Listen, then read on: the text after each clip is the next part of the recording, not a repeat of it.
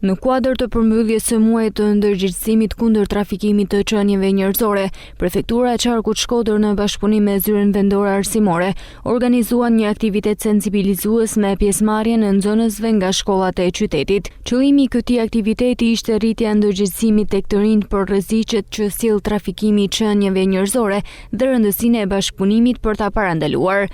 Prefektja e Qarkut Shkodër Melinda Angoni bëri të ditur se në territorin e Qarkut janë evidentuar 3 raste të trafikimit të qenieve njerëzore, duke shtuar se identifikimi i tyre mbetet sfidë. Ky aktivitet është pikërisht përmbyllës për të parë edhe reagimin se si nxënësit mund ta paraqesin në formë vizatimi, në formë shkrimi, po është të depërtojmë atje ku rreziku i kësaj forme skllavërimi është më i madh tek fëmijët. Raste konkrete për një vit shifra e deklaruar është 3, por them që janë parandaluar dhe nuk kanë arritur.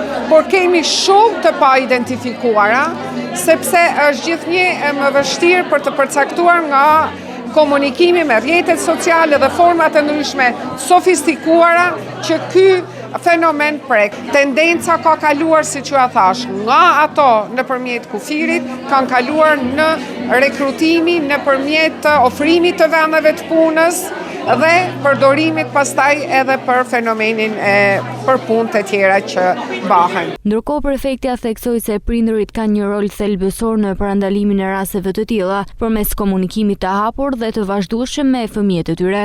Institucionet në këtë rast duhet të jenë vigjilent, por pikë pari duhet të jenë edhe familjarët dhe të jenë të komunikueshëm me fëmijët për ta bërë këtë problematikë si një mohabet të zakonshëm që janë të prekur dhe të rrezikuar çdo individ. Drejtoresha e Zyrës Vendore Arsimore në Shkodër Brisela Kadia theksoi rolin që kanë shkollat dhe mësuesit në edukimin e brezit të ri me ndjeshmëri ndaj këtij fenomeni, duke nënvizuar se edukimi dhe informimi janë mjetet më të fuqishme për parandalimin e trafikimit. Mbyllim një muaj shumë të rëndësishëm, janë zhvilluar aktivitete të shumta në institucionet arsimore, aktivitete ndërgjegjësuese që sot janë finalizuar me piktura që shprehin nga njëra anë njohurinë e fenomenit nga të gjithë ju, por sigurisht edhe sensibilitetin për çështjen në fjalë. Mund të them që edukimi është arma më e mirë për të mbrojtur nga fenomene të tilla.